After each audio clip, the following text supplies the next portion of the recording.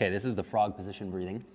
The purpose of this is to open up the ISA, which is the infrasternal angle, is to actually expand the front of the rib cage here and open up the shoulders. This is great for your pelvis and your rib cage. It's gonna open up motion for flexion, for things that you're locked up with. So what we're doing here, we're getting into basically all fours, and we're gonna go a little bit wider than normal with the knees. I'm demoing this on concrete, which is not the smartest of my choices today, but we're doing it.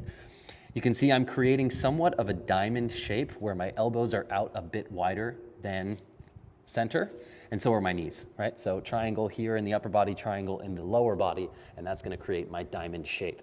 Now, the really important thing with this setup is that when we get this position, we are shifted a tiny bit forward and we're not rocking back into our hips. So my hips should actually be slightly in front of my knees. My hands, creating another diamond with my forefinger and thumb, are gonna be together, elbows out at a comfortable position, and I'm gonna push into my forearm.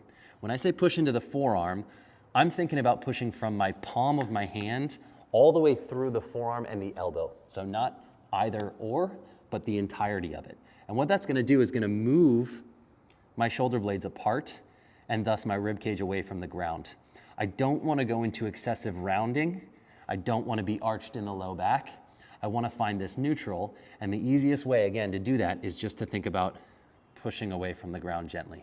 Once I have this position, I'm just gonna check in with my pelvis, make sure it's not tucked, make sure it's not arched, it's just relaxed. I can think about pushing pressure into my knees as well. Again, super fun on the concrete. A full breath in through the nose, and a nice relaxed exhale out the mouth. Full breath in through the nose, relaxed exhale out the mouth. This should feel comfortable. Should not feel like you are working very hard.